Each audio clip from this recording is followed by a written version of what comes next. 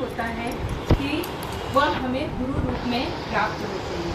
शिव पूजन का फल यही है कि धीरे धीरे आपको सच्चे गुरु की प्राप्ति हो जाए, सच्चे गुरु की प्राप्ति हो जाए। शिव पूजन का यही फल है। भोलेनाथ की पूजा करने से लोग कहते हैं धन की प्राप्ति, सुख शांति की प्राप्ति, पुत्र की प्राप्ति, घर में क्लेश नहीं होता है। सच बात है, लेकिन वो किसके लिए है? जो सिर्फ संसार मांग रहे हैं, जो सिर्फ संसार मांग रहे हैं, तो भोलेनाथ उन्हें संसार देते हैं और कहते हैं मेरे द्वार से जा भैया, मैं भजन करूं। तो संसार मांगने वालों को भगवान भोलेनाथ सच में धन देते हैं। इनके भंडार में कोई कमी नहीं है। ये खुद तो बैठते वीराने में है और सारा संसार आसियाने में है। तो भोलेनाथ देते तो बहुत कुछ है, लेकिन जब बहुत प्रसन्न होते, बहुत हद पार हो जाए और भक्त की इच्छा जहाँ खत्म हो जाए, वहाँ प्रभु अपना प्रेम, अटूट प्रेम जो है, मालूम है शिव जी से, कृष्ण से प्रेम करते हैं। हम वैष्णव में उपाधि है वैष्णवा नाम यथा शंभु। वैष्णव में अगर कोई वैष्णव है तो वो शिव है। इनसे बड़ा कोई वैष्णव जगत में हो नहीं सकता। अगर हम वैष्णव, शिव और वैष्णव संप्रदाय में हमेशा लड़ाई चलती रहती है। मतलब एक बाप के दो बेटे हमेशा लड़ते रहते हैं और वो बाप जिससे प्रेम करता उसकी ही नहीं मानते। वैष्णव में और शैव में, जो शिव संप्रदाय होता है वो शैव संप्रदाय होता है। वैष्णव और शैव हमेशा लड़ाई करते रहते हैं। हम वैष्णव, शिव वाले कहते हैं हम शैव। लेकिन इन दोनों को नहीं पता, जिस शिव को हम पूज रहे वह शिव राम को पूज रहा है, और जिस राम को हम पकड़ बैठे हैं वह राम शिव को पूज रहा है। इन्हें यही नहीं पता होता। आज भोलेनाथ करते क्या, इनके द्वार पर जो आता है उसे जल्द से जल्द सब देते हैं ताकि ये दोबारा उन्हें डिस्टर्ब न करे। डोंट डिस्टर्ब टू मी, क्योंकि मुझे करना है भजन। मुझे जब भजन करना है तो मैं संसार की हर वस्तु तुम्हें दूंगा और तुम यहाँ से चलो। परम पिता परमात्मा है हमारे भोलेनाथ। अच्छा, इन्हें कहते हैं बाबा। क्यों कहते हैं बाबा? और किसी ईश्वर में आप नहीं देखोगे कि बाबा शब्द जोड़ा हो, लेकिन भोलेनाथ को बाबा कहते हैं। क्यों कहते हैं? घर का सबसे बड़ा बुजुर्ग होता है ना, उसको हम बाबा कहते हैं। ये सबसे बड़े बुजुर्ग हैं, यानी इनकी छत्र छाया, कहते हैं बुजुर्गों की छत्र छाया जिसके घर में होती है वो परिवार कभी टूटता नहीं है, बच्चे कभी बिखरते नहीं है, संस्कार अटल होता है। उसी तरह शिव को अगर पकड़ के रखा तो आप कभी टूटोगे नहीं, बिखरोगे नहीं, आप कभी भटकोगे नहीं। इसलिए शिव पूजा। सावन में ही शिव पूजा क्यों? ऐसे तो 12 महीने शिव के, लेकिन सावन में शिव पूजा क्यों? प्रकृति इस समय शिव का अभिषेक करती है। शिवालयों पे पहले छत नहीं हुआ करते थे, अब छत बनाए जाते हैं, पहले हुआ नहीं करते थे। क्यों? क्योंकि प्रकृति शिव की पूजा करती है। हम कितना लोटा चढ़ाएंगे? 10 लोटा, 20 लोटा, 1000 लोटा, लाख लोटा? कब तक चढ़ाते रहोगे? थक तो जाओगे। लेकिन इस समय देवता शिव पूजन करते हैं और इसलिए श्रावण प्रसन्न है। सावन में बारिश अधिक क्यों? क्योंकि देवता पूजन कर रहे हैं। ये सारे देव, ये सारी प्रकृति पूजन करती है शिव की, इसलिए सावन विशेष है। सावन कहते हैं, सावन हमारे श्याम को प्यारा है, इसलिए भी इनको बहुत पसंद है। ब्रिज की उस समय जो महिमा होती है, वो जो कंदराएं होती है, जो कुंज गलियां होती है, वह सब खिल जाती हैं और शिव उस गलियों में भटकते हैं। कहते हैं सावन में आप विश्वनाथ जाइए, सावन में आप केदारनाथ जाइए, आप महाकाल जाइए। मूर्ख लोग हो, शिव को पकड़ना है तो इस लोक मत जाइए, उस लोक जाइए जिस लोक में वो खुद भागे जाते हैं। जाइए, ये इनका क्या है? ऑफिस है। हम बताएं आपको, आप विश्वनाथ जाइए, ये घर है।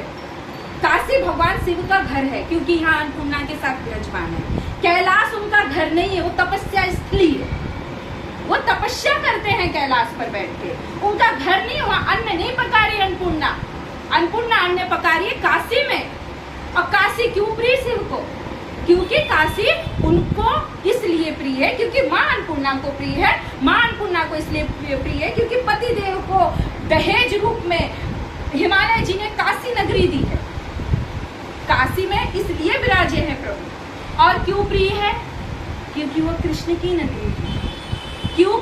क्यों कृष्ण की नगरी? अब लोग पूछेंगे काशी विश्वनाथ की नगरी, विश्वनाथ की नगरी की, विश्वनाथ की नगरी है। नहीं, आप देखिए काशी के जो राजा है वो पहले श्री कृष्ण ही थे। आज भी वहाँ के अधिष्ठ देवता जो है, अधिष्ठ देवता जिन्हें बोला जाता है कि इस नगरी का राजा कौन है, तो उस नगरी का मधुसूदन ही है राजा, और भगवान शिव ने उनसे माना है। जैसे बद्रीनाथ किसकी नगरी है? पहले ये शिव की नगरी हुआ करती थी, अब नारायण बैठे। एक बार की कथा सुनिए आप लोग। मैं कोई भी कहानी किसी से सुनी सुनाई नहीं, वेदों से निकाल के, वेदों से, क्योंकि कल को कोई भी खड़ा होके पूछे इसका प्रमाण क्या है, तो मैं बोल सकती हूँ आप पढ़िए, प्रमाण मिल जाए। कहीं से सुनी सुनाई नहीं। आजकल शिव चर्चा होती है, सब सुनी सुनाई कहानी कह रही है। अटल कहाँ है बताइए, हमें प्रमाण चाहिए, कहाँ से निकाल के बताइए। मत सुनाइए ऐसी चीजें, आप वेदों से सुनाइए ना। शिव चर्चा का अर्थ क्या है? शिव चर्चा का ये अर्थ है, आप 1 घंटा ही शिव चर्चा कराइए, लेकिन उसमें आप गाना बजाने को अलग रख के शिव से जुड़ी उस तत्व को बताइए कि शिव को प्रसन्न कैसे किया जा सकता है। भांग धतूरा दूध दही दुनिया चढ़ाए, आप राम नाम कृष्ण नाम करके प्रसन्न करो ना, उससे प्रसन्न हो। ये चढ़ाओ, अच्छी बात है। क्यों? क्योंकि जो विष पिया है ना, वो विष की गर्मी उनको परेशान करती है, तो वो विष की गर्मी को शांत करने के लिए दूध दही घी शहद ये सब चढ़ता है। ये आप उनकी गर्मी को शांत कर रहे हो, प्रसन्न होते भोलेनाथ। गलत नहीं है, कुछ भी गलत नहीं है, लेकिन कब ज्यादा प्रसन्न होते हैं? हरि चर्चा सुन के ज्यादा प्रसन्न। कैसे प्रमाण मिलता है? मैं आपको प्रमाण देती हूँ। ब्रह्म वैवर्त पुराण में प्रमाण है, श्री भागवत जी में प्रमाण है, श्री भक्तमाल जी में प्रमाण है, श्री प्रियादास जी की रचनी उसमें प्रमाण है।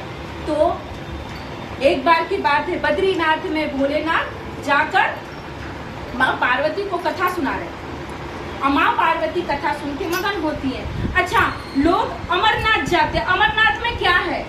अमरनाथ वही अमरनाथ गुफा है जहाँ पे माँ पार्वती को भोलेनाथ एकांत में बैठ के श्रीमद् भागवत कथा सुनाते। अब वहाँ पे भी भक्त डिस्टर्ब करने भगवान को जाते हैं। सोचिए, एकांतवास करते हैं भोलेनाथ। हम भक्तों में ना थोड़ी ये चंचलता है कि हम दौड़ते जा रहे, दौड़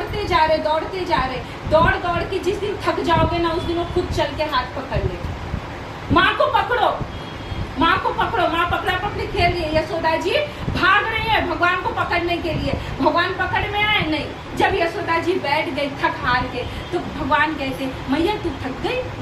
हाँ लाला मैं थक गई। अच्छा निक मैं तेरे पास आ जाऊँ। अब भगवान आके गोद में बैठ जाते। जब तक हम पकड़ने की कोशिश करेंगे ना, नहीं पकड़ में आएंगे। आप हारिए तो सही, और हारिए तो इस विश्वास से हारिए मैं हार गया गोविंद, अब तुझे आना होगा। मुझ में जितना साहस था मैंने लगा लिया अपना बल, मैं निर्बल हूँ, इस निर्बल को अब तुझे बलवान बन के थामना होगा। तब प्रभु आए। तो बद्रीनाथ में कथा सुना रहे थे भोलेनाथ माँ पार्वती को, और भगवान नारायण को बद्रीनाथ बड़ा प्यारा लगा, बड़ा अच्छा लगा। देखिए हमारे हरि ना कहीं दूर पहाड़ों पे नहीं बसते, बद्रीनाथ में बसे।